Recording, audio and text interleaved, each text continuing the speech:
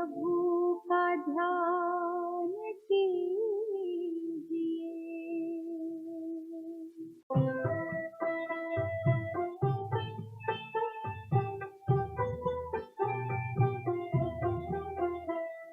प्रेम से बस 2 घड़ी प्रभु का ध्यान कीजिए।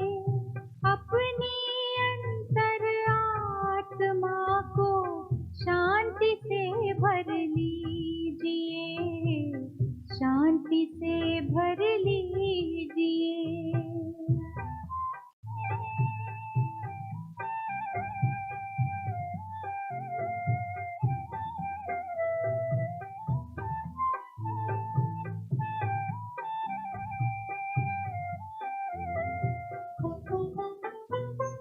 मानव जीवन में जैसे सत्कर्म का ज्ञान जरूरी है, हर कर्म से पहले प्यारे प्रभु का वैसे ध्यान जरूरी है। अपने दिल के दामन को आनंद से भर लीजिए, आनंद से भर लीजिए।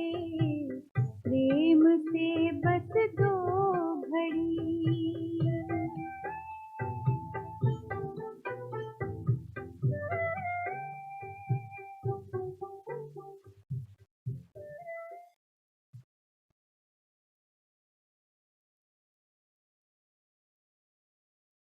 हमारे भारत देश की अति गौरवशाली परंपरा है।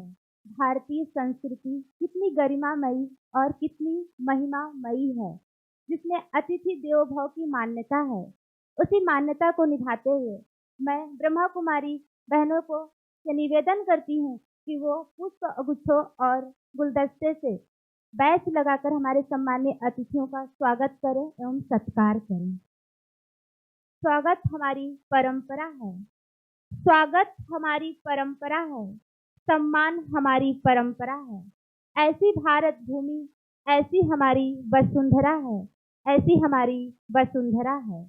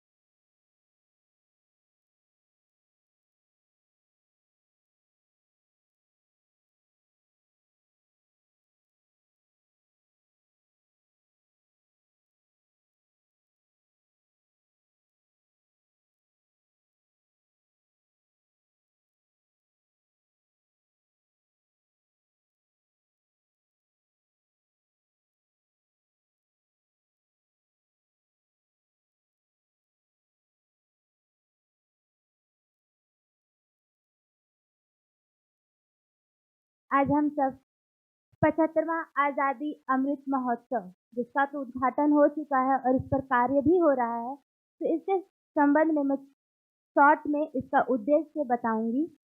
आज़ादी का अमृत महोत्सव भारत सरकार की एक पहल है, जो प्रगतिशील भारत के 75 साल को मनाने तथा संवैधानिक, लोकतांत्रिक, सामाजिक समरसता और समानता के संकल्पों को साकार करने का महोत्सव है।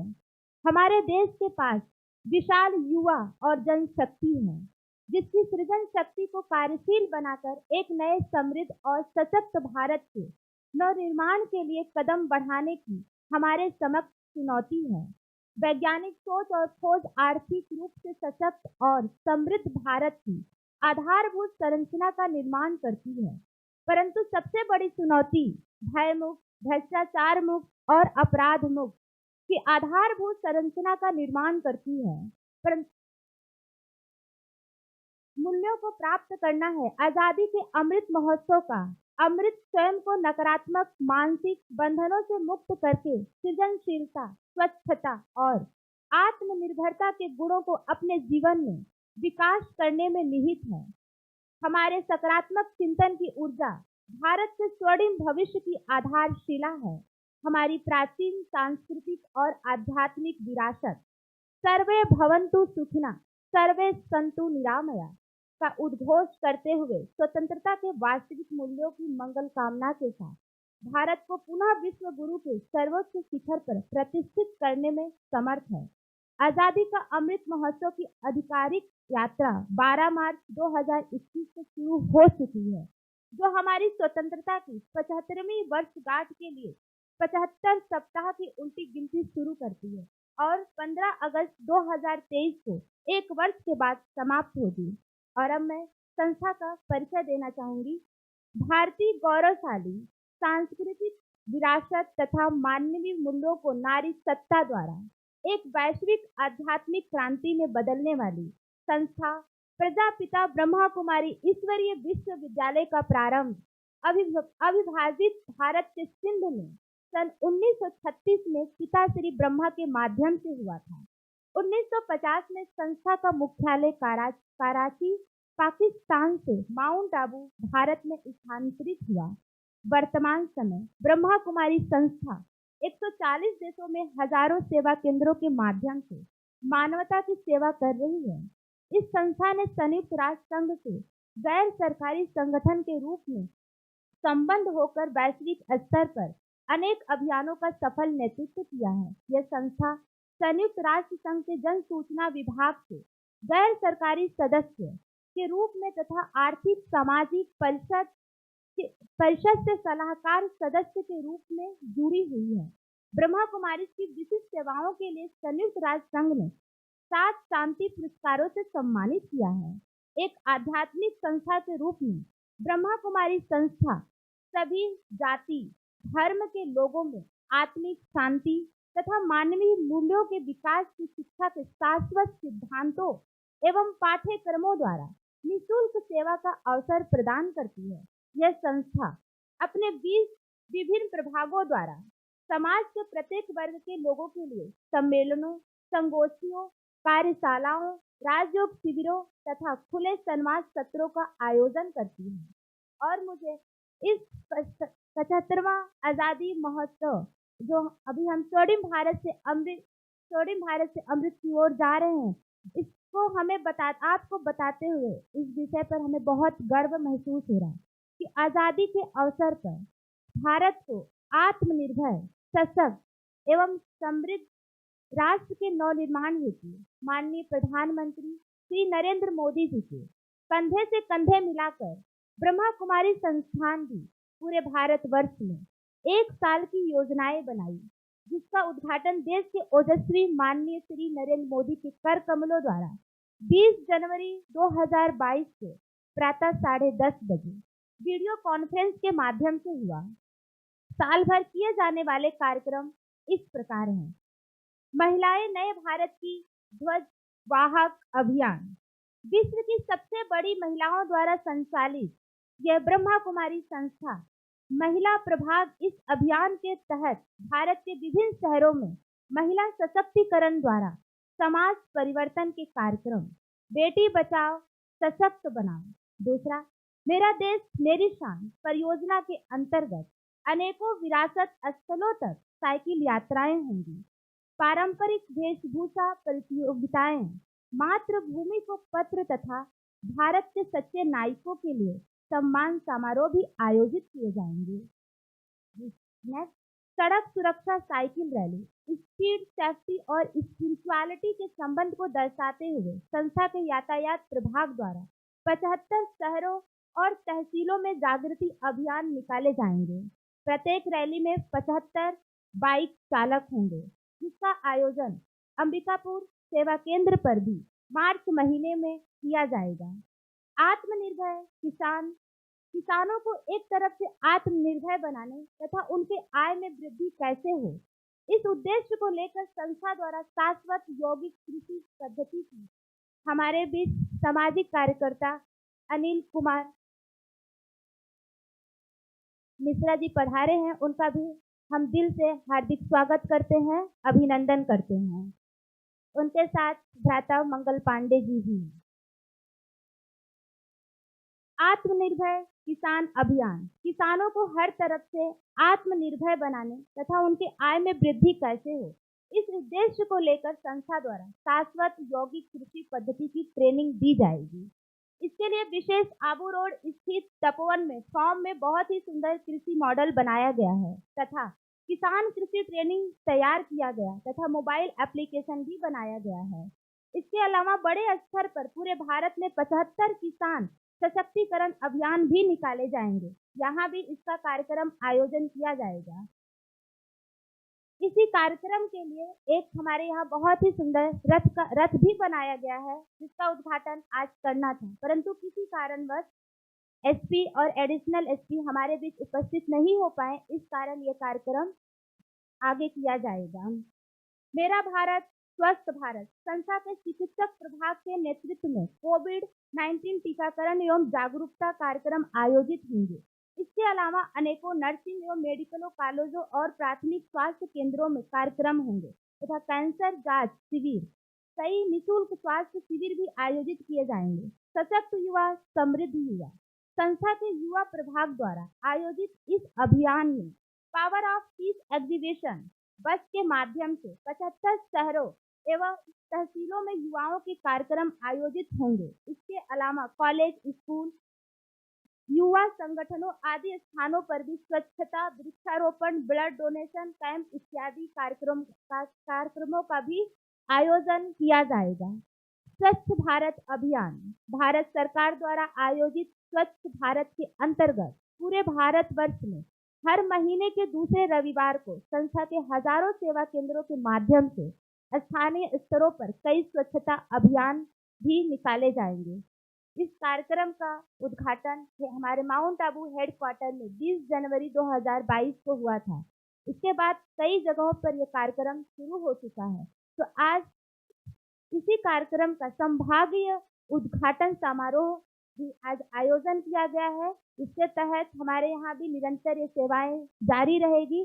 तो इस कार्यक्रम का आज हम दीप प्रज्वलन कर उद्घाटन करेंगे। तो मैं अपने सम्मानीय अतिथियों से अनुरोध करती हूँ कि वो दीप प्रज्वलित कर आज के इस कार्यक्रम का शुभ उद्घाटन करें।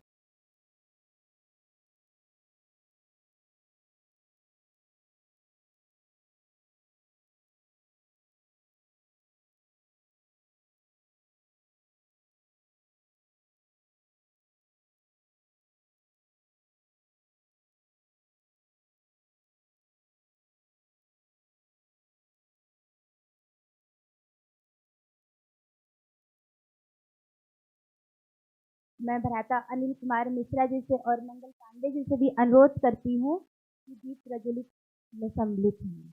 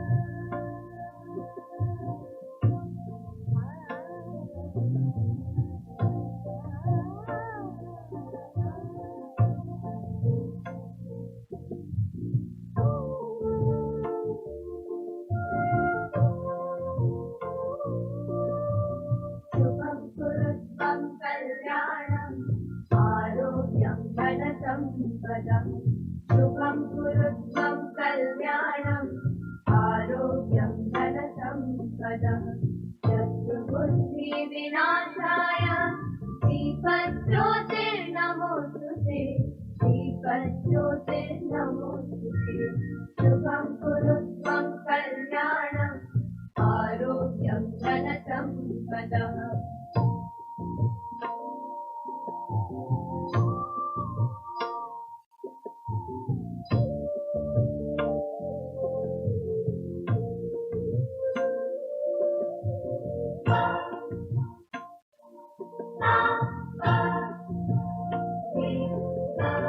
दीपज्योतिर्परब्रह्म दीपज्योतिर्जनार्दनः दीपज्योतिर्परब्रह्म दीपज्योतिर्जनार्दनः दीपो हरतु मे पापम् सन्ध्यादीप नमोस्तुते शुभं कुरु त्वं कल्याणम्।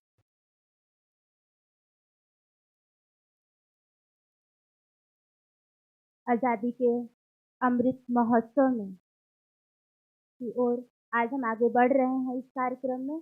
तो मैं पूर्व अधिष्ठाता बीके सिंह से मैं निवेदन करती हूँ कि आज के इस विषय पर अपना विचार व्यक्त करेंगे भ्राता पूर्व अधिष्ठाता बीके सिंह जी। धन्यवाद दीदी। मंच पर उपस्थित हमारे तहत वरिष्ठ कारीगण डॉक्टर गीता जी, हमारे परम प्रिय जयगौर साहब सभी हैं, लेखक हैं, इस परिवार से जुड़े हुए हैं, श्रीमती जयकवार जी, संचालिका परम आदरणीय दीदी जी, विद्या दीदी, शहर के वरिष्ठ नागरिक भीमचंद्र अग्रवाल जी, वंदना दत्ता जी, एनजीओ के मिश्रा जी, पांडे जी, सभी हमारे बहुत प्रिय जो है भाई बहन। आज एक ऐसा समय मिला है जिस पर बोलने के लिए आज़ादी के अमृत महोत्सव के स्वर्णिम भारत के टॉपिक से बहुत ही अच्छा है, क्योंकि मैं बोलना नहीं चाहता था। मैं इस जैसा कि इस संस्था का मोटो है जाति धर्म विहीन संस्था है, तो हमें बहुत अच्छा लगता है यहाँ आने में। और मैं अपने दिल से, मैं भी कल एक जगह मैं बोलने को कहा गया तो बोलूँगा ही, मैं किसी धर्म को नहीं, हमारा कोई धर्म नहीं। हमने जो जन्म लिया था हम ही जानते थे हम किस धर्म में। और आज़ादी के 75 साल होने पर भी इस देश में जिस तरह की विविधता है, इससे मैं जाति और धर्म के नाम पर मन बहुत द्रवित हो जाता। मैं बोल तो रहा था कि मैं बोलना नहीं चाहता हूँ, लेकिन बोलूँगा ही, क्योंकि मैं एक प्रोफेसर हूँ। देखिए, हमारा देश, कहते हैं कि भारत देश में जो जन्म लेता है ना, जिसमें तो विश्व ही हमारा है, विश्व बंधुत्व की बात करते हैं, भारत बहुत कोई स्थान है, यहाँ जन्म लेने का हमें गौरव है। गौरव इसलिए है कि इससे पवित्र है, बहुत सारी नदी नाले हैं, पर्वत हैं, वर्षा बहुत होती है, ठंड बहुत पड़ता है, गर्मी भी बहुत। इस ठंड के लिए हमें बहुत सारा एसी चलाना पड़ता है, बहुत बिजली खर्च होता है, पैसा लगता है। 3-4 महीने हम उसका भी आनंद लेते हैं। बसंत ऋतु अभी चल ही रहा है, इसमें जो गर्म ज़्यादा है, ठंडा ज़्यादा है, इसलिए देश पवित्र है। विश्व के बहुत ऐसे भाग हैं जो कि जिसमें हम पेड़ से उत्तर तरफ जाएंगे, 12 महीना ठंडा रहता है, बड़ा दुरूह उनका समय जीवन बचता होगा या नहीं, उनको ज़्यादा खर्चा करना पड़ेगा। हमें बहुत कम समय के लिए बहुत अच्छे गर्म कपड़े पहनने पड़ते हैं, इसलिए हमारा देश महान है। हम हमारे देश में बहुभाषी देश, बहुत तरह की भाषा है, बहुत सारे के व्यंजन हैं, बहुत तरह के पहनावा है, तो लेकिन फिर भी कटुता बहुत ज़्यादा हो गई। 75 साल से हो गया आज़ादी के, इससे पहले तो इसकी कटुता नहीं। आज़ादी के लिए हम सब मिलकर लड़े थे, सारे धर्म के लोग मिलकर लड़े थे, सारे जाति के लोगों का एक ही उद्देश्य था कि हमको गुलामी से आज़ाद हो, क्योंकि हम गुलाम थे। इसका अर्थ ये हुआ कि हमको गुलामी रहे। यदि 75 साल पहले सब हम एक थे, तो 75 साल बाद हम अलग होते जा रहे हैं, कहाँ ये थे। मैंने एक लिखा था हमारे कॉलेज के एक मैगजीन में आज़ादी के बारे में, कि आज़ादी कहाँ है। हम राजनीतिक रूप से आज़ाद हो गए, देश की सत्ता हमारे हाथ में हो गई, क्या हम आज़ाद हैं? किस रूप में आज़ाद हैं? क्या सांस्कृतिक और सबसे बड़ा तो वो आर्थिक आज़ादी होता है, ये क्या आज़ादी है? विषमताएँ बढ़ती जा रही हैं। जिसके पास पैसा है, पैसा बढ़ता जा रहा है, गरीब है तो गरीब होता जा रहा है। जैविक आपदाओं की बात अलग है, बाढ़ आता है, सूखा आता है, फिर भी झेल लेते हैं। बहुत ऐसा आप नहीं देखता टीवी में कि बिहार में अक्सर बाढ़ आता है तो आदमी भाग जाता है, कहता है 2-3 महीने, 15 दिन 20 दिन में पानी जब खत्म हो जाता है फिर अपना जीवन शुरू करता है। कितने संघर्षशील भारतीय लोग। भाई बहुत आश्चर्य होता है कि मास्क लगाओ मास्क लगाओ, बहुत ऐसे सड़क पे मिल जाते हैं, छुपते रहते हैं, सोते रहते हैं, न बाल उनके गंदे बाल, बड़े बाल, कपड़े गंदे, उनको कुछ नहीं होता। कहाँ हम आज़ाद हैं? किस बात की आज़ादी हम मना रहे हैं? हम आज़ाद नहीं हैं, हम तो ही आज़ाद मान, हर तरह का बंधन है। बोलने की आज़ादी, क्या हम बोल सकते हैं? नहीं बोल। आज बोलने के लिए कहा गया इसलिए बोल रहा हूँ। आज़ादी तब आएगी जब हम सब ये सब जो है, बहुत सारा जो बैरियर है वो बैरियर खत्म कर दिया। सबसे बड़ा बैरियर तो जाति का। अभी कल एक हमारा भाई है एमडी, वहाँ पर फैजाबाद में लिख लिखा था, एक टीचर एक बच्चे से पूछ रहा है तुम्हारा क्या नाम है। उसने अपना नाम लिखी या जो भी बताया, फिर पूछ रहा तुम्हारा क्या नाम है। वो जानना चाहता है कि आगे अपना सरनेम बताओ कि आप यादव हो कि ठाकुर हो कि बामन हो कि क्या। उसने बोला सर नहीं बताओ। तुम्हारे बाप, फिर बोलो तुम्हारे बाप का क्या नाम है, बाप का भी नाम उसने साथ में बताया। मम्मी है, क्या करती हो। वो समझ गई कि गुरु जी हमारा सरनेम जानना था। उसने बोला कि मैं जब बड़ी हो जाऊंगी विज्ञान क्या बनना चाहती हो, वैज्ञानिक बनने को। उसके बाद हम जब पढ़ लेंगे तब हम आपको अपना जाति बताएंगे, जबकि किसी जाति का कोई आधार होगा तब बताएंगे। विज्ञान विज्ञान तो नहीं बताता है कि जाति का कोई आधार बताए। विज्ञान में कहाँ है जाति शब्द की पढ़ाई नहीं होती विज्ञान में, किस विज्ञान के। इस तरह के समता मूलक देश समाज से ही हम जो है स्वर्ण भारत की परिकल्पना कर सकते हैं। नहीं तो यहाँ हम क्यों आते हैं? हमको जहाँ से थोड़ा सा खबर मिल जाता है हमसे आते हैं, शांति मिलता है, इसमें कोई भेद नहीं है बड़े छोटे। थोड़ा आपके सामने हमको तो आपके सामने बैठने में भी थोड़ा ठीक नहीं लगता है, लेकिन थोड़ा कुछ है बोलना रहता है, सामने बैठना है, इसलिए बैठ जाता हूँ।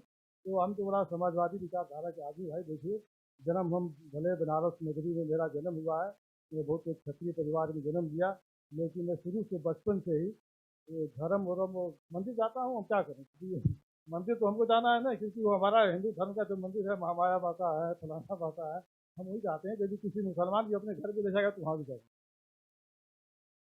इसलिए लोग ज़्यादा न बोलते हुए पुनः ठीक है, हम भारत देश हमारा है और निश्चित रूप से भारत का तुलना किसी और देश से की ही नहीं है। चाहे अमेरिका भले 200 साल हो गया उसको आज़ाद हुए, बहुत तरक्की कर दिया हो, लेकिन हम अपने को बड़ा इसलिए मानते हैं कि हमारे बहुत सारे धर्म हैं, बहुत सारे लोग हैं, और फिर भी हमारे अंदर क्षमता ज़्यादा है लड़ने की। अभी विश्व में पूरा जो कोरोना का संकट आया था तो भारत में कोई खास असर नहीं पड़ा है।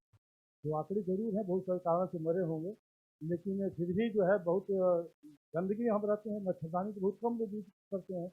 बहुत ऐसे श्रम में बहुत ज़्यादा मच्छर है, फिर भी हमारे यहाँ ठीक है। आबादी में 2 नंबर में चाइना के बाद भारत है।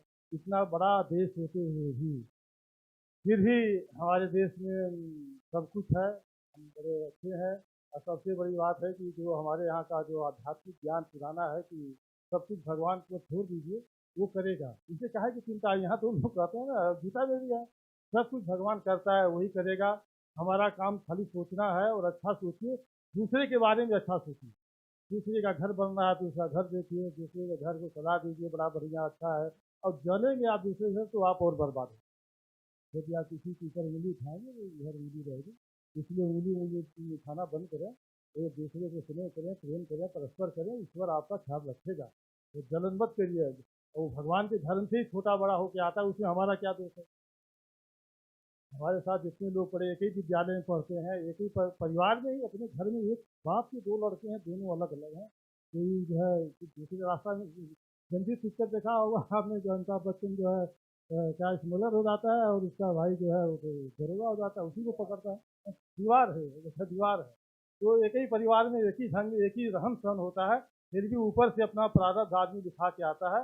इस तरह का उसके विचार होते हैं। इसी भगवान भगवान का दोष नहीं, या तो फिर भगवान का दोष नहीं, क्यों ऐसा करता है।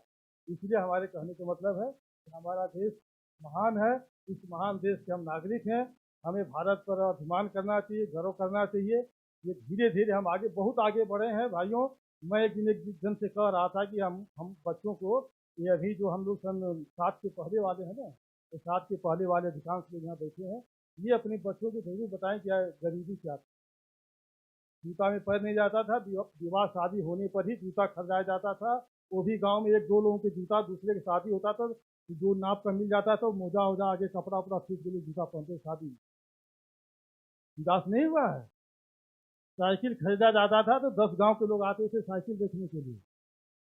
बैल गाय आती थी तो 10-5 गांव के लोग बैल गाय देखने आते थे कि इसका बैल पूरा मुट्ठी गाय ज्यादा बैल है, जानते होंगे मंगल खाए।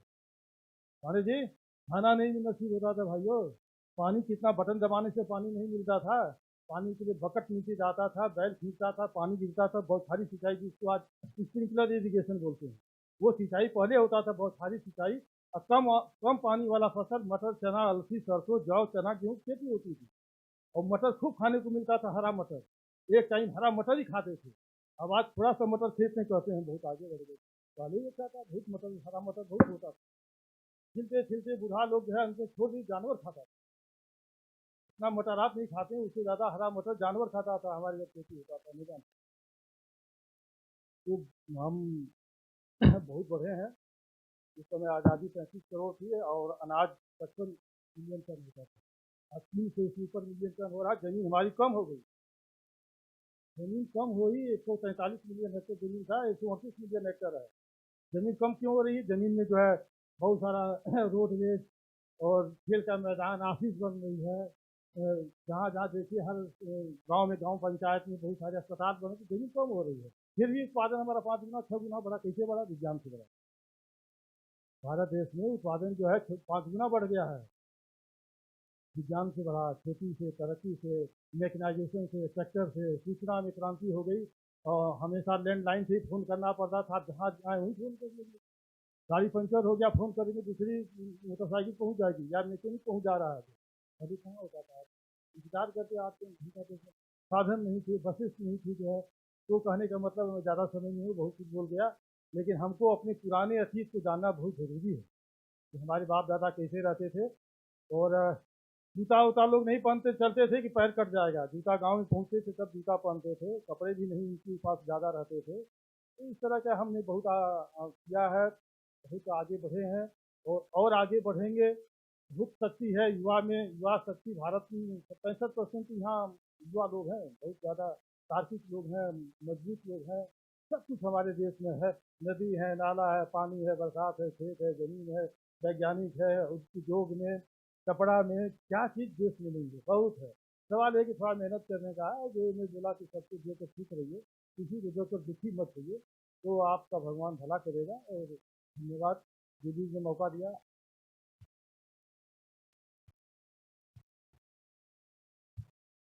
बहुत बहुत धन्यवाद भ्राता वीके सिंह जी को। अब मैं अनुरोध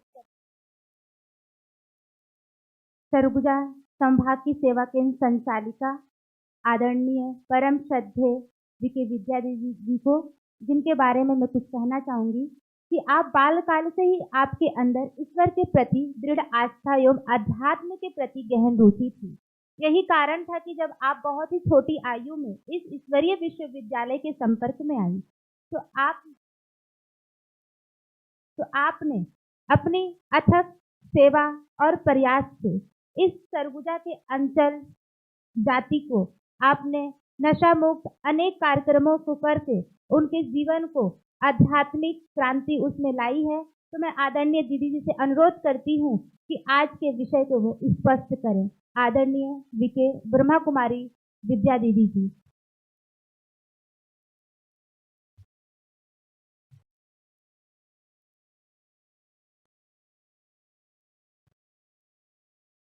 ओम शांति। आज के इस विशेष कार्यक्रम में मंच में उपस्थित हमारे सम्मानीय अतिथिगण एवं मेरे प्यारे भाइयों एवं बहनों, आज उस परम पिता परमात्मा की असीम अनुकंपा से हम इस कार्यक्रम में उपस्थित हुए हैं। आजादी के अमृत महोत्सव से स्वर्णिम भारत की ओर, जिसका लोकल उद्घाटन आज हम यहाँ पर कर रहे हैं। और इस कार्यक्रम का मुख्य उद्देश्य है कि इस भारत को, आजाद भारत को स्वर्णिम भारत बनाना। और स्वर्णिम भारत तभी बन सकता है जब हमारा जीवन गुणों से परिपूर्ण होगा। क्योंकि एक समय भारत भूमि पर ऐसा भी समय था जब यही दुनिया स्वर्ग कहलाती थी। और इसीलिए हम गाते भी हैं कि जहां डाल डाल पर सोने की चिड़िया करती थी बसेरा, वो भारत देश है मेरा। वो स्वर्णिम भारत था जहां हर मानव दिव्य गुणों से संपन्न था, देवी देवताएं कहलाते थे। और वो भारत सचमुच स्वतंत्र था। स्वतंत्र इसलिए था क्योंकि आत्माएं भी सतो प्रधान थी, प्रकृति भी सतो प्रधान थी। आत्माओं के अंदर स्व पर इतना कंट्रोल था, स्व पर इतना लगाम था कि प्रकृति भी उनके ऑर्डर पर काम करती थी। उस दुनिया के जो महाराजा महारानी लक्ष्मी नारायण थे, उनके संकल्पों के आधार पर सारी सृष्टि चलती थी, क्योंकि उनका स्वयं पर कंट्रोल था। लेकिन धीरे धीरे जैसे जैसे समय बीतता गया, तो समय के बीतने के साथ साथ मनुष्य आत्माओं के अंदर देह का भान पैदा हुआ। और इन्हीं देह भान के कारण संकल्पों में, विचारों में नकारात्मकता आती गई। और यही नकारात्मक विचारों के कारण काम, क्रोध, लोभ, मोह, अहंकार आदि बुराइयों ने प्रवेश किया।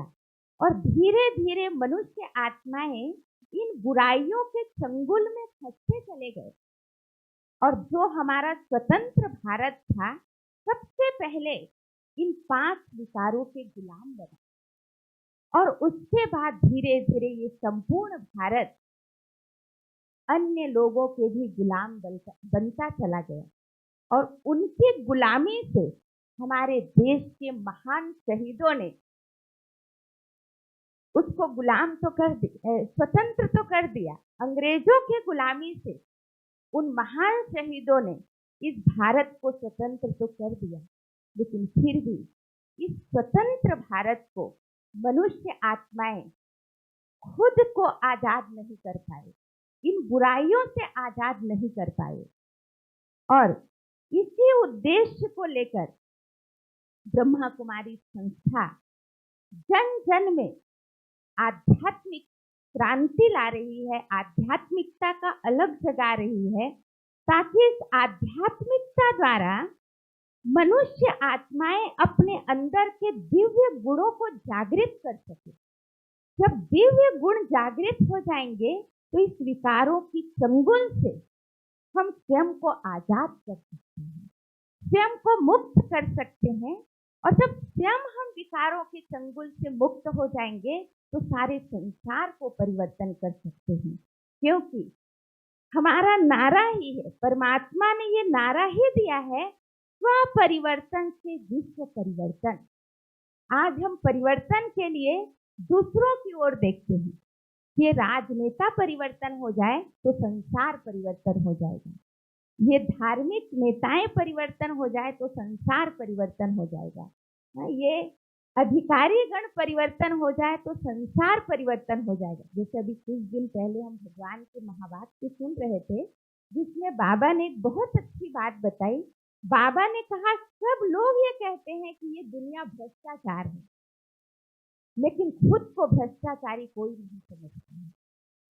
लेकिन जिस दिन ये महसूस करने लग जाएं कि हम स्वयं भ्रष्टाचारी हैं, हमारे अंदर स्वयं बुराई है, और महसूस करके उसको परिवर्तन करने की शुरुआत कर दें, तो एक एक के परिवर्तन को देखकर धीरे धीरे सारा संसार परिवर्तन हो जाएगा।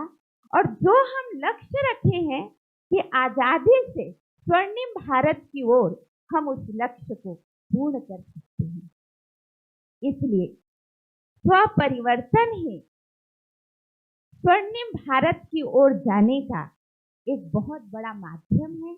और इसके लिए आध्यात्मिकता को हमें अपने जीवन में अपनाकर परिवर्तन की शुरुआत खुद से करके इस भारत भूमि को स्वर्ग बनाने का हम सबको संकल्प लेना है। ओम शांति। बहुत बहुत धन्यवाद दीदी जी को।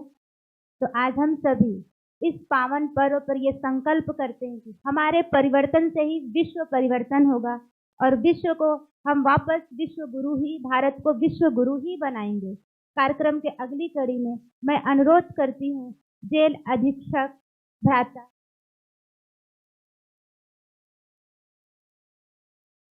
अब मैं अनुरोध करती हूँ सामाजिक कार्यकर्ता संप्रेषण गृह अधीक्षिका वंदना बहन को कि वो आए और अपना विचार व्यक्त करें। पूर्व संप्रेषण गृह अधीक्षिका।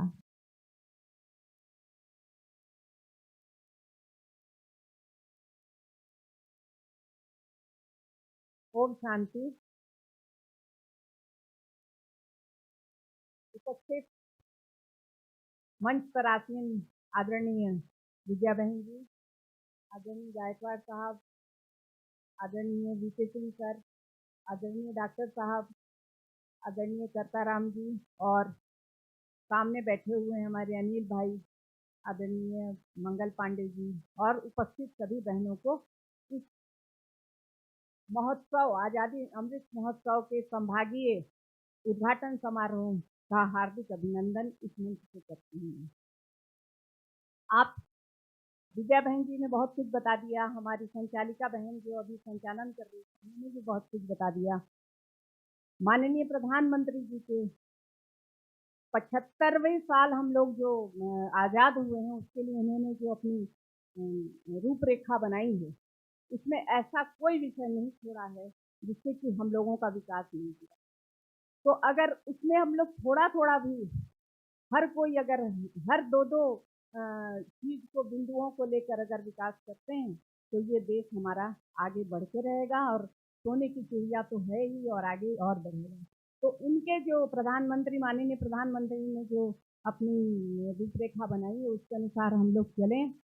और सबसे बड़ी बात इसमें है विद्या बहन जी और यहाँ के हम यहीं से लेके मैंने माउंट आबू से जो कार्यक्रम बनाया गया उसमें महिला सशक्तिकरण भी है जो कि हम सबसे संबंधित है।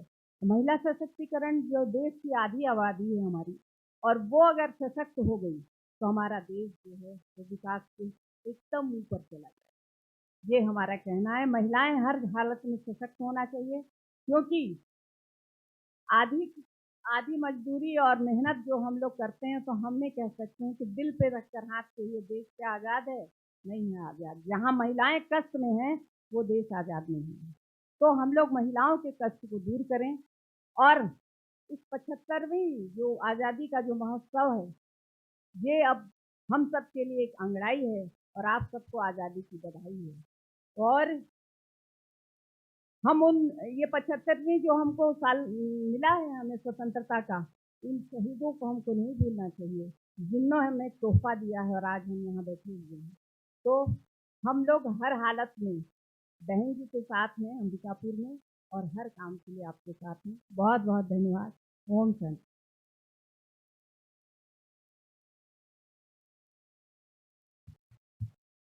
अब मैं बहुत बहुत धन्यवाद वंदना बहन को।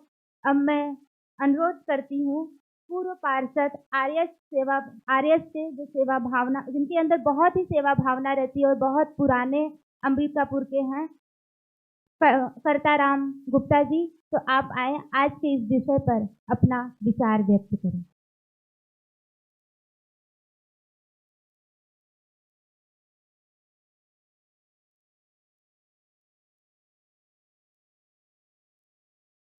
आज का इस कार्यक्रम में आज़ादी के अमृत महोत्सव के उपलक्ष्य में उपस्थित आदरणीय मंच, सभी नगर के बंधुओं बहनें, अभी विद्या बहन ने बताया कि इसके अंदर में आपका बंदा दीदी ने बताया कि महिलाओं को जो है महिलाओं को मेरे हिसाब से पूरे वर्ल्ड के अंदर मतलब सबसे ज़्यादा हिंदुस्तान के अंदर में 10% महिलाएं जो स्वतंत्र 90% महिलाएं आज भी घरों के अंदर में कैद हैं।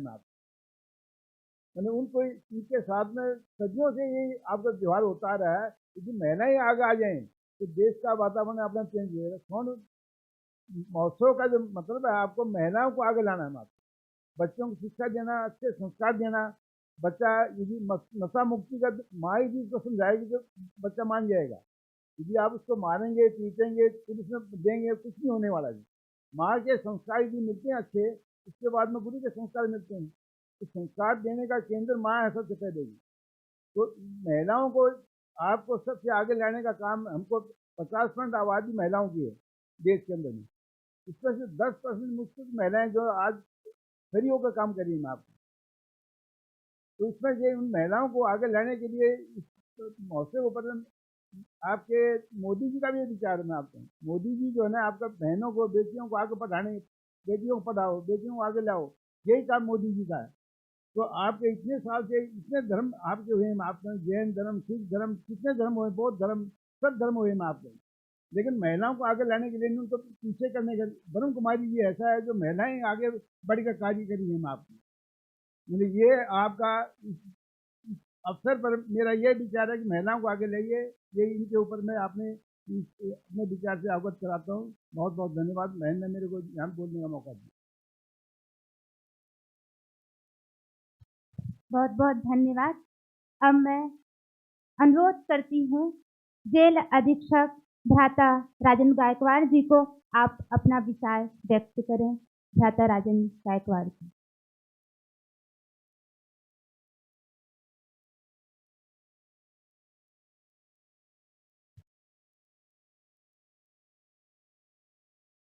ओम शांति।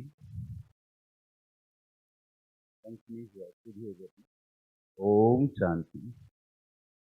ओम शांति। बहुत सुंदर लग रहे हैं आप सब, और थोड़ा सा आशावादी हूँ क्योंकि जेल से आया हूँ। जेल को लोग जो भी समझें, जैसा भी समझें, लेकिन मैं आशावादी नहीं होता तो जेल से कैदी बाहर नहीं आते, सुधर के नहीं आते। और ये परंपरा आज से नहीं चल रही है, आदिम युग से चल रही है। जब कबीलों में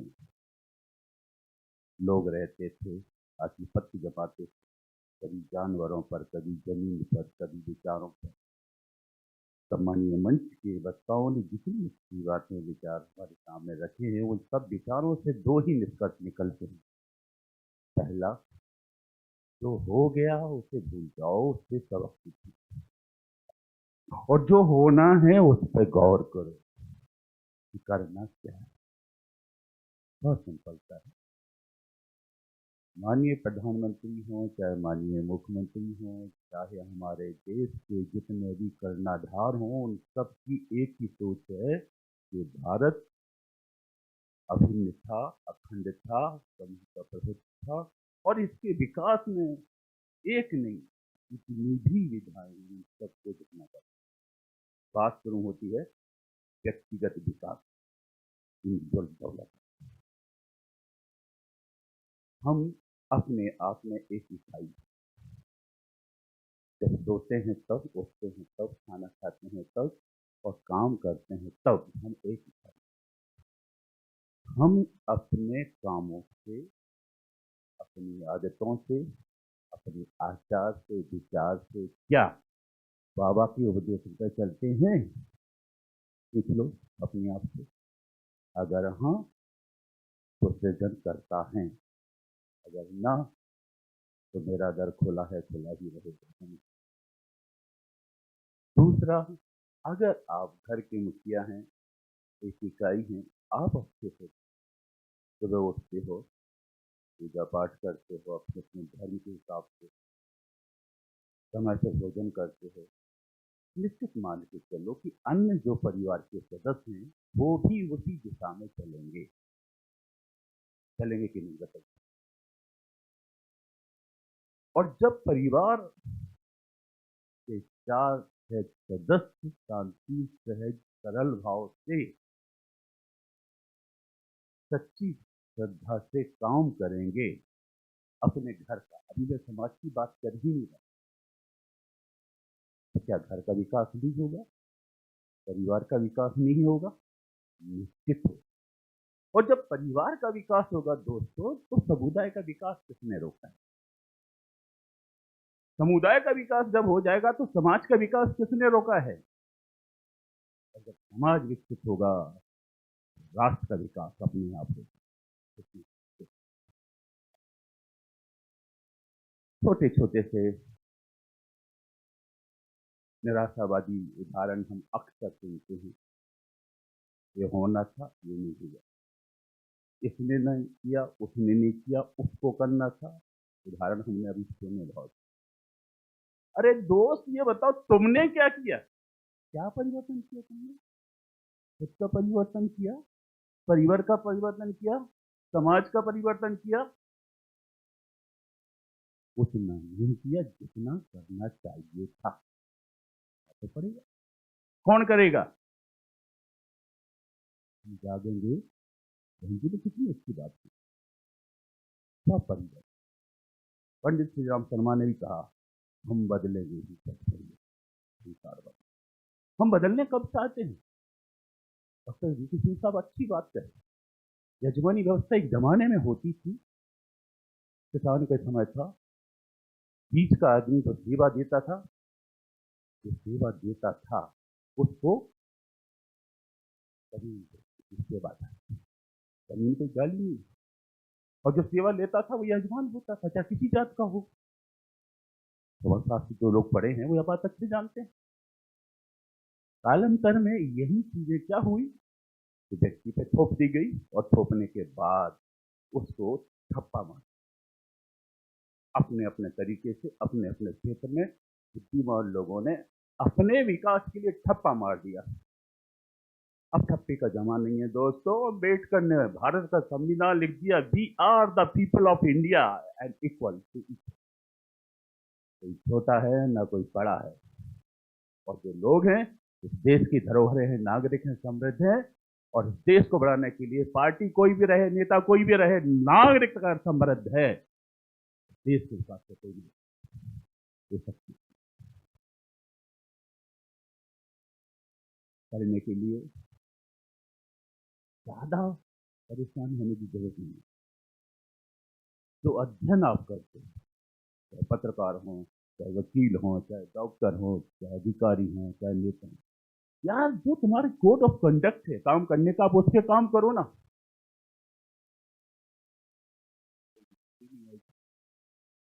वही चीज है परिवार के आदर्श की, कि आपके परिवार में जो स्थापित आदर्श हैं, उन आदर्शों को आप पालन करो ना। पड़ोसी को क्यों देखते हो? और वही बात है समुदाय की, कि एक समुदाय हमारे भारतवर्ष का इतने विकास कर जा रहा है, दूसरा समुदाय अधरातल में क्यों जा रहा है? क्यों है गंदी वस्तु? कौन जिम्मेदार? यही शहर में आप देखो, मैं 98 से आ रहा हूँ, पहली बार आया हूँ, आखिरी बार जून में रिटायरमेंट है मेरा। पहले एक छोटा सा आश्रम था, बहन जी की मेहनत इतनी रंग लाई, लगन, श्रद्धा, आप लोगों का सहयोग, आज हम इस मंच पर बैठ के समाज को एक नया संदेश देते हैं, चाहे वो नशा मुक्ति का हो, चाहे पढ़ने का हो, चाहे स्वस्थ रहने का हो। और इतना समृद्ध इस संस्था का काम है, इतने बुद्धिमान, समझदार, त्यागी, सहनशील, सहज आप लोग हैं कि मुझे भाई कहने में बहुत गर्व होता है। मैं इन भाइयों का भाई हूँ, इन बहनों का भाई हूँ। और जिस दिन ये गर्व हमको होने लगेगा एकता का, उस दिन के बाद खत्म। So there are many problems in the world, not only India, but how we can solve the problem. सोचना ये हमको करना। छोटा सा आखिरी उदाहरण देता हूँ। जिस व्यक्ति ने पढ़ा लिखा नहीं, दुनियादारी नहीं समझी, नैतिकता नहीं समझी, और हिंसा करके जेल आ गया,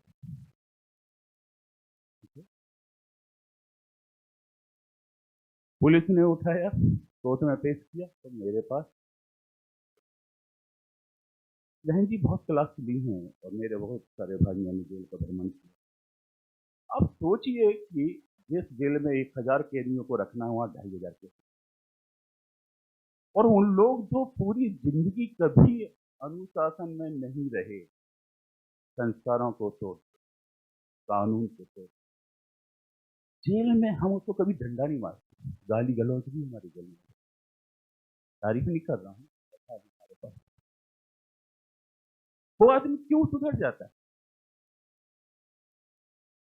समाज क्यों नहीं सुधरता? डॉक्टर साहब, सभ्य समाज है आपका, बहुत सब समाज के पढ़े लिखे लोग हैं, बड़े बड़े डॉक्टर आचार्य क्या क्या नहीं लिखते यार। ये तले तो अंधेरा होता ही है। मेरा कहने का तात्पर्य ये है कि जहाँ चाय है वहाँ राह है। स्वर्णिम युग था, स्वर्णिम युग है। तकनीकी जो विकास हुआ है, इस विकास में तो आत्मा क्या है, इतना बड़ा असर ये पैदा कर दिया कि मेरी आवाज रिकॉर्ड हो गई, 4 साल बाद सुन सकते हो, एक वीडियो बन गया, कहीं भी देख सकते हो। ऑस्ट्रेलिया में मैच हो रहा है, आपकी मुट्ठी में है। आपके घर में क्या हो रहा है, क्लोज सर्किट कैमरा लगा दो, आप यहाँ बैठ के देख सकते हो। हम पिछड़े कहाँ हैं? हम पिछड़े हैं सिर्फ मानसिक रूप से, भौतिक रूप से नहीं। तो मानसिक विकास जब तक हम नहीं करेंगे, भारत का जो स्वर्ण युग है उसको मैंने तीनों रास्ता बताए हैं, करना कैसे, कब करना है, और एक दिन नहीं करना है। एक बात सुन लो और समझ भी लो, ये सतत प्रक्रिया है। कितने आए, कितने चले गए, और कितने आएंगे, कितने चले जाएंगे। लेकिन विकास का जो युग है, विकास की जो धारा है, वो सदैव चलती रहेगी। जो अच्छा करेगा वो अमर हो जाएगा, जो नहीं करेगा उसके लिए रहने वाले। नमोस्तस्ते भगवतो अरहतो सम्मा संबुद्धो। हे प्रभु, हमको इतनी शक्ति हमारे खेदी से भी जाना कि जो भूल से गलती हुई है वो उसे क्षमा करो। हम सब भी ऐसे, यार बहुत हो गया। नए लड़के क्या बोलते हैं, यार बस कर, कितने धोखे खाओगे, कितनी चेकिंग करोगे, कितने ब्लैक बिस्किट करोगे। हम गलती कर रहे हैं ना, नए बच्चों के लिए बोल रहा हूँ मैं। पढ़ने का समय है, कॉलेज का समय है, कंपटीशन का समय है, लेकिन मोबाइल से इतना लगाव है, कौन सुधारेगा उनको? माँ बाप से चीटिंग कर रहे हो, दोस्तों से चीटिंग कर रहे हो, तो चीटिंग खुद कर रहे हो, वो कल्पना कर रहे हो कि हम सुधर रहे हैं। नो, व्यक्तिगत विकास उनसे मिलेगा, व्यक्तिगत पतन नहीं है। बात करते हैं डॉक्टर सलीम, एक गुप्ता जी नहीं, 1000 गुप्ता जी हो जाए सब गुजाने, लेकिन जब तक लोग नशा करना नहीं छोड़ेंगे ना, स्वस्थ समाज कैसे हो? ये तो हमारे ऊपर डिपेंड करता है कि हमको कैसे, कब, इससे त्याग में। यही बात आ जाती है परिवारों की। परिवारों में जो संकुचित धारणाएं हैं, चाहे वो जातिवाद की हों, चाहे वो भेदभाव की हों, चाहे वो लिंग भेद की हों, चाहे क्षेत्रीय भेद की हों, चाहे भाषावाद की हों, उनको खत्म नहीं करोगे ना। वही बात संप्रदाय के लिए आती है, समुदाय के लिए। ये मत सोचो कि हम इस फला जात के हैं, इस वर्ग के हैं, हमारे पिताजी वो थे। अरे थे ना, आज तुम क्या हो वो बता। भारत की नागरिक हो, भारत की समृद्धि का जितना भी विकास कर सकते हो वो करो, और आप करोगे सबको देखो। बहन जी करती हैं, सब देखते हैं।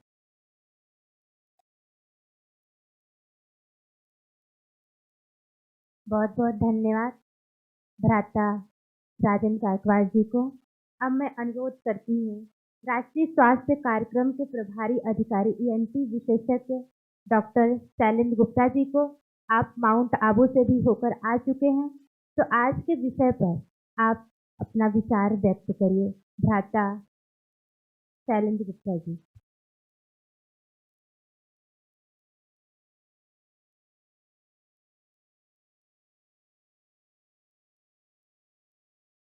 आज के दिवस पर मैं अपनी यहाँ पर उपस्थिति एक तरीके से मेरे को एक ऐतिहासिक पल की तरह प्रतीत होता है। मैं इस मंच में आसीन लिए हुए सभी अतिथियों का मैं तहे दिल से, श्रद्धेय अतिथियों का मैं तहे दिल से नमन करता हूँ। और आप सभी लोग जो इस सभा के एक पार्ट हैं, एक भाग बने हुए हैं, एक हिस्सा बने हुए हैं, मैं आप सभी का एक वंदन करता हूँ। और नमन करता हूँ। जैसा बताया गया कि हम अभी आज़ादी के अमृत महोत्सव मनाने के उद्देश्य से संभाग स्तरीय ब्रह्म कुमारी संस्थान के द्वारा आयोजित सभा में शिरकत कर रहे हैं। जैसा आज़ादी का जो महोत्सव है और जो आज़ादी का जो एक महोत्सव है, इसकी जो अपनी आनंद है, इसको हम लोग ग्राह्य कर रहे हैं। मुझे बहुत फक्र होता है, और जैसे मेरे से भी पूर्व वक्ताओं ने जैसे रही, मैं कुछ क्षमा चाहूँगा कुछ बोलने से पहले, परंतु थोड़ा सा मैं करेक्शन करना चाहूँगा। जैसे पूर्व वक्ताओं ने जैसे बताया कि जो हमारी आबादी है उसका 50% भाग जो है वो महिला लोगों का है। लेकिन मैं ये जो व्यक्तिगत रूप से जो मैं समझा हूँ और जो मैंने देखा है, महसूस किया है, मैं ये बताना चाहूँगा कि 50% तो जो आबादी है, यदि कैलकुलेशन पॉपुलेशन के हिसाब से हम यदि करें तो ज़रूर प्रतीत होती है कि संसार में 2 ही प्राणी होते हैं, एक मेल होती है और फीमेल होती है। 50% मेल कर दिए, 50% फीमेल कर दिए तो हमारी आबादी पूरी 100% हो जाती है। परंतु मैं ये बोलूँगा कि जो आबादी जो 50% जो महिला लोगों की है, ये महिला लोगों की एक्चुअल में आबादी नहीं है। जो स्रोत है, शक्ति का जो स्रोत है, वो केवल और केवल महिला शक्ति का स्रोत है। संसार में जो भी हमको शक्ति मिलती है, वो महिला शक्ति के थ्रू ही मिलती है, और जहाँ-जहाँ इस शक्ति का सम्मान होता है, वहीं ही ये जो 50% जो बचे हुए जो बाकी जो हैं, वो आनंदित हैं। और जहाँ तक स्रोत की बात है, जहाँ तक शक्ति की बात है, तो इसमें जो ब्रह्म कुमारी जो संस्थान है, जब मैं यहाँ पर आता हूँ तो एक अलौकिक आनंद को मैं अभिभूत होता हूँ और आनंद की प्राप्ति होती है। इस स्रोत से जो भी जुड़ता है, ये सोर्स मैंने यहाँ पर भी देखा, ये सोर्स मैंने माउंट आबू में भी देखा, और प्रत्येक क्षण मेरा जो था विस्मित करने वाला था, आश्चर्यचकित कर देने वाला था कि ये जो पूरे संसार का जो संचालन है, ये करने में सक्षम है। हमारा धर्म, हमारे सारी चीज़ें ये हमको ये बताती हैं कि जो देवी शक्ति जो रहती है, महिला लोगों में रहती है। मैं इस महिला शक्ति की तरफ में मैं सादर नमन करता हूँ। दूसरा जो हमारा जो ये संकल्प चल रहा है, जो कि आज़ादी का अमृत महोत्सव के रूप से हम लोग संभाग स्तर पर मना रहे हैं, इसमें मेरे पूर्व वक्ताओं ने जैसे अपने विचार व्यक्त किए, सभी अच्छे से अच्छे और उच्च कोटि के विचार थे, जिसमें से जो विचार जो सबका जो सार जो था, वो कहीं न कहीं संपूर्ण आज़ादी की तरफ इंगित करता हुआ विचार था। और ये जो संपूर्ण आज़ादी जिसको हम लोग बोलते हैं, हम ये तब प्राप्त कर सकते हैं जब हम अपने मन से, अपने शरीर से पूर्णतः हम आनंद का अभिभूत हो सकें, आनंद प्राप्त कर सकें। और इसमें आनंद की प्राप्ति में कहीं न कहीं नशा जो है, वो आज की डेट में जो है बाधा सिद्ध होता नज़र आता है। नशा, जैसा आप जानते हैं, नशा का शब्द आते ही एक अजीबोगरीब तरंग जो रहती है, वो शरीर में दौड़ने लगती है, और ये जो तरंग रहता है कुछ क्षणिक आनंद का आभास दिलाती है, और इसीलिए इसे नशा के नाम से बोला जाता है। तो ये जो आनंद जो है, ये जो कुछ क्षणिक पल का हमको आनंद का आभास कराती है, ये आभास जो है उसका स्थायित्व तो होना चाहिए। ये जो नशा हम करते हैं और हम ये महसूस करते हैं कि ये हमारे शरीर का, हमारे आज के भाग का एक महत्वपूर्ण पहलू हो सकता है, वो लंबा होना चाहिए। नशा बोलने का मतलब ये होता है कि कोई ऐसी चीज़ें जो आपके शरीर के हर दुख दर्द को कुछ पलों के लिए खत्म कर देती है। परंतु जो लंबा नशा जो बोलते हैं, जो वाकई में चीज़ें होनी चाहिए, ये नशा को यदि हम लोग एक्सपांड कर देते हैं, यदि बड़ा कर देते हैं, तो वाकई में ये आनंद प्राप्ति की जो मार्ग हैं, वो स्थायी रूप से होने चाहिए। तब कहीं जाकर के हम एक अच्छे ढंग से जीवन जी सकते हैं, और जो जीवन जीने का जो एक उद्देश्य जो होता है, चाहे वो कोई भी हो, उसका जो उद्देश्य जो होता है, वो आनंद की प्राप्ति होती है। और ये आनंद की प्राप्ति नशा के कारण से कहीं न कहीं कम होती नज़र आती है। क्षणिक लाभ प्राप्त करने के हिसाब से हम नशा का तो सेवन कर लेते हैं, परंतु लॉन्ग टर्म में या लंबे समय में ये स्थायित्व की तरफ ये जो है वो जा नहीं पाता।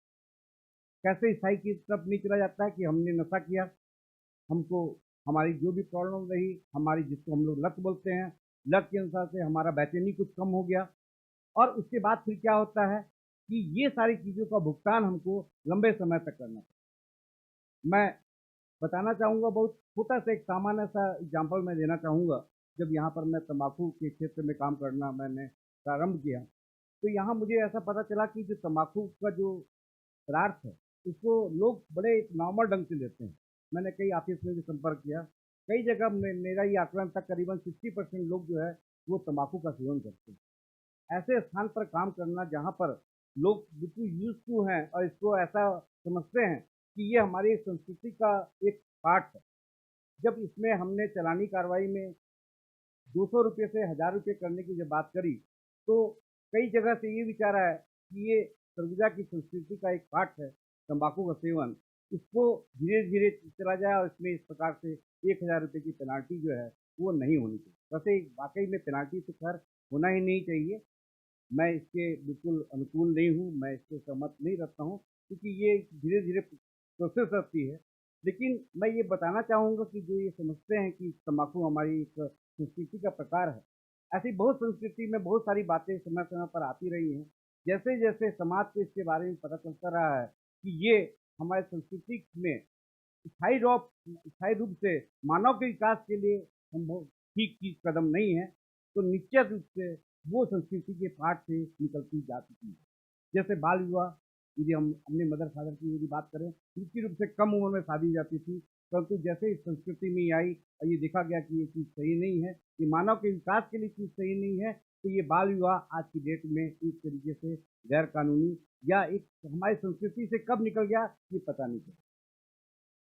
सेम वही चीज़ है कि नशा हमारी संस्कृति का कभी पार्ट नहीं है, और जब नशा करने वाले ही नहीं रहेंगे, तो वो जब आदमी ही नहीं रहेगा, तो फिर संस्कृति और संस्कृति का विकास कैसे संभव है। ये जो नशा जो होता है क्षणिक पल के लिए रहता है, आनंद की अनुभूति कराता है, परंतु लंबे समय में मैं एक चिकित्सक की भांति बोल सकता हूँ कि जिसको भी हम नशा के रूप से कैटेगराइज करते हैं, वो सारे के सारे आगे चल करके आपके शरीर को कहीं न कहीं इसका लंबा भुगतान करते हैं। शुरू में तो ऐसा लगता है कि 1 रुपये 2 रुपये के तम्बाकू के सेवन से कुछ ज़्यादा हमको आर्थिक हानि नहीं होती है, परंतु जब हम लोग कैलकुलेशन करते हैं कि उस नशा के सेवन करने के बाद में उस व्यक्ति को किस प्रकार से स्वास्थ्य का नाश होता है, उसके स्वास्थ्य को हानि होती है, तो ये जो आर्थिक रूप से जिस क्षति का जो आकलन होता है वो कहीं न कहीं बहुत मात्रा में है। तो कहीं न कहीं नशा से हम लोग अपने जीवन के उस परम आनंद से वंचित रहते हैं जो जिसके लिए ही हम लोग जन्म लेते हैं। ये मेरा मानना है कि जीवन का प्रतिपल जो है वो आनंदमय होना चाहिए, आनंद के स्रोत से जुड़ना चाहिए और नशा से हमें दूर रहना। इन्हीं शब्दों के साथ में धन्यवाद ज्ञापित करता हूँ।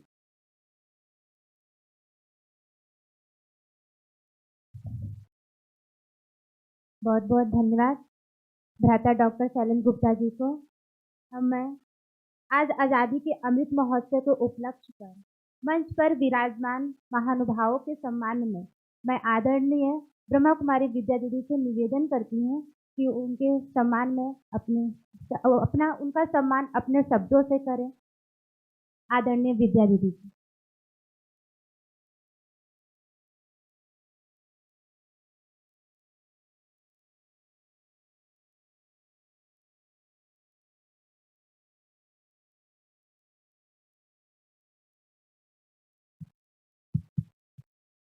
ओम शांति। आज आजादी के अमृत महोत्सव से स्वर्णिम भारत की ओर इस कार्यक्रम के उद्घाटन समारोह में खुशी की बात है कि हमारे बीच हरेक वर्ग के लोग उपस्थित हैं और हरेक वर्ग के लोग जब एक हो जाएंगे, एक विचारधारा के हो जाएंगे, तो स्वर्णिम भारत लाना हमारे लिए कोई कठिन बात नहीं है। और आज ये मंच सभी वर्ग के लोगों से सुशोभित है और जो भी सम्मानी अतिथिगण हमारे बीच बैठे हैं वो अपने अपने क्षेत्र में बहुत ही प्रभावशाली और सराहनीय कार्य कर रहे हैं। मैं बहुत ही सम्मानीय आदरणीय डॉक्टर शैलेंद्र गुप्ता जी जिनको देखती हूँ इस कोविड काल के समय में उन्होंने कितने दिल से लोगों की सेवा की। खास आप कोविड के इंचार्ज भी थे और मैंने देखा कि आप एक एक व्यक्ति की कितने दिल से सेवा किए। मैं एक उदाहरण अपना बताती हूँ। कोविड काल का जब बहुत भारी समय चल रहा था, स्वाभाविक है उस समय अगर थोड़ा सा बुखार भी किसी को आ जाए तो एक भय पैदा करता था। और चूंकि उस समय मैंने देखा भगवान भी साक्षी हो गए थे और हमारे संस्था से जुड़े लोग भी इस बीमारी से ग्रसित होकर वो भी भगवान की गोद में गए। क्योंकि हर व्यक्ति का समय तो निश्चित होता ही है। मुझे भी उस साल में बुखार आया तो थोड़ा सा भय तो लगा, लेकिन परमात्मा की याद तो सदा साथ रहती ही है। मैंने डॉक्टर साहब को फोन किया कि डॉक्टर साहब मुझे बुखार आया है। तो डॉक्टर साहब ने कहा आप क्वारंटाइन हो जाइए, फिर मैं देखता हूँ। और मैंने देखा, मैं निश्चिंत होके बाबा को याद की। उन्होंने एक पैरासिटामोल ले लीजिए, मैंने पैरासिटामोल लिया और दूसरे दिन मैंने दोबारा फोन नहीं किया डॉक्टर साहब को। 9 बजे के पहले मेरे पास उपस्थित हो गए और खुद यहाँ पर आकर कोविड जांच किया और मुझे निश्चिंत किया कि आप बिल्कुल निगेटिव हैं, आप निश्चिंत रहिए, आपको कुछ नहीं होगा। और सचमुच में इतना निश्चिंत हो गई कि अगर वो होने वाला होगा तो भी मुझे नहीं हुआ। और मैंने देखा सचमुच आप केवल डॉक्टर नहीं हैं, लेकिन डॉक्टर के साथ साथ आपके जीवन में सेवा भावना कूट कूट कर भरी हुई है। मैं उस दिन आपके पास गई थी, एक पेशेंट आए थे, युवा पेशेंट थे, उनके गले में थोड़ी सी खराश थी। वो बोले मुझे बार बार प्रॉब्लम होती है और वो बहुत भय में थे, डर में थे और उन्होंने कहा कि डॉक्टर साहब कहीं मुझे गले का कैंसर तो नहीं हो जाएगा। तो डॉक्टर साहब हंसते हुए उनके पीठ में हाथ ठोकते हुए इतना प्यार से उन्हें कहते हैं, अरे यार तुम्हें कैंसर कभी नहीं हो सकता। और सचमुच वो व्यक्ति इतना निश्चिंत हो गया कि उसके चेहरे पर एकदम खुशी आ गई। तो मैंने देखा कि आपके अंदर पेशेंट को डील करने की और सेवा भावना इतनी कूट कूट कर भरी हुई है। तो ऐसे सम्मानीय डॉक्टर शैलेंद्र गुप्ता जी, जो हम सबका भी बहुत ध्यान रखते हैं, हम बहनों का भी बहुत ध्यान रखते हैं, आज की सभा में मैं उनका दिल से सम्मान करती हूँ, अभिनंदन करती हूँ। साथ साथ हमारे बीच हमारे जेल अधीक्षक गायकवाड़ जी, राजेंद्र गायकवाड़ जी उपस्थित हैं और इस सरगुजा क्षेत्र में, संभाग में आप जेल अधीक्षक के रूप में मुझे लगता है कि शायद सबसे ज्यादा सेवा दिए हैं और कैदी भाइयों के साथ एक कैदी का व्यवहार नहीं, एक बच्चे का व्यवहार करते हैं। मैंने अपने आंखों से देखा है, चाहे वो कितना भी बड़ा अपराधी हो, लेकिन आपके पास आकर उसकी अपराध भावना भूल जाती है और वो उसके अंदर से संकल्प पैदा होता है कि मुझे अपने आप के अंदर परिवर्तन लाना है और परिवर्तन लाए। और उनके जीवन के परिवर्तन के लिए आप हम सबका भी कार्यक्रम, आध्यात्मिक कार्यक्रम हमेशा हर बार रखते ही रहते हैं, क्योंकि उनको पता है कि आध्यात्मिकता के बिना इनके जीवन में परिवर्तन नहीं आ सकता। आप तो खुद उस आध्यात्मिक ज्ञान से परिपूर्ण हैं, फिर भी हमको बुलाकर कोर्स करवाएंगे। और सचमुच हमने देखा कई लोगों के जीवन में परिवर्तन आया है, कई लोगों के जीवन में। हमारी मुरली क्लास भी वहां पर चलती है और उन्होंने अपने जीवन को परिवर्तन किया। यहाँ तक कि कई कैदी भाई तो ये भी बोल रहे थे कि यहाँ से निकलने के बाद सचमुच हम भी अपना जीवन इस सेवा में समर्पण करेंगे। तो ये परिवर्तन सचमुच आपकी शुभ भावनाओं का ही प्रभाव है। शुभ भावनाओं का ही प्रभाव है। साथ साथ हमारे बीच हमारे डीन साहब बैठे हैं, पूर्व डीन साहब, और आप भी बहुत समय से डीन के पद में भी रहे। आपके अंदर भी काफी सेवा भावना है। आप बच्चों को बहुत अच्छे से डील करते हैं। इतना अच्छे तरीके से आप अपने कॉलेज को चला रहे हैं, ये हम सब के लिए बहुत गर्व की बात है। हम आपका भी बहुत दिल से सम्मान करते हैं, स्वागत करते हैं। साथ साथ हमारी वंदना बहन है, वो समाज सेवा के क्षेत्र में हो, महिलाओं को आगे बढ़ाने के क्षेत्र में हो, गरीबों की सेवा, छोटे बच्चों की सेवा, विभिन्न क्षेत्र में इतनी दिल से सेवा करते हैं।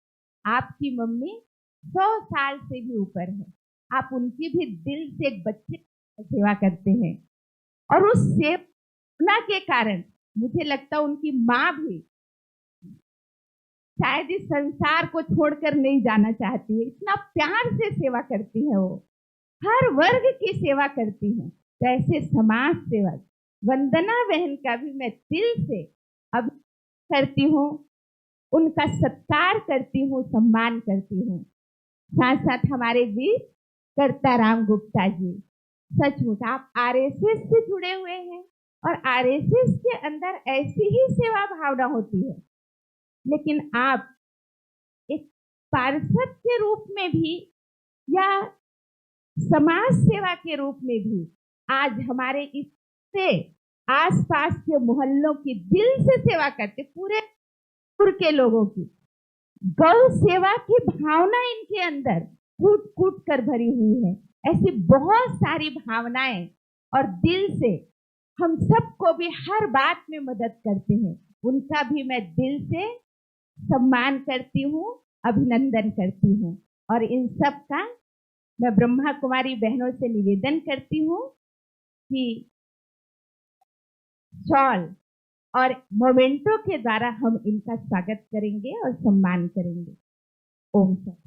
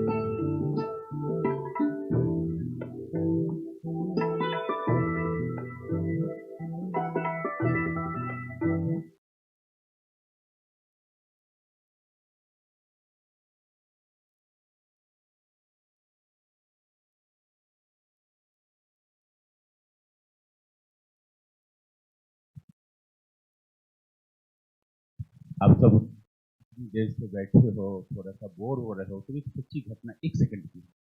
मैं सवेरे अपने घर में जो मोमेंट्स रखे ना उनको देख रहा था। करुणा का बुरा हो, बहुत दिन से मिला नहीं था मोमेंटो, तो मुझे मन संकल्प आया, आज मोमेंटो नहीं मिला है, आज यहाँ मुझे मिल गया। धन्यवाद।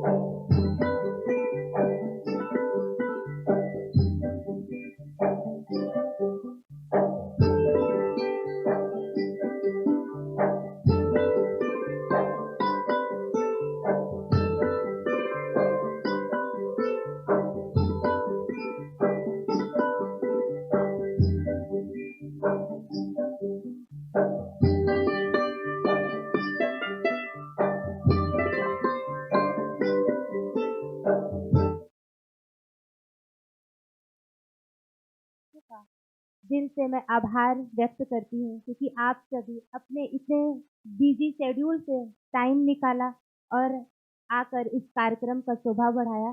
तो मैं आप लोगों का तहे दिल से आभार व्यक्त करती हूँ और आप सभी के लिए अपने यहाँ ब्रह्मा भोजन का आयोजन किया गया है, तो सभी लोग ब्रह्मा भोजन स्वीकार करके ही वापस जाएंगे।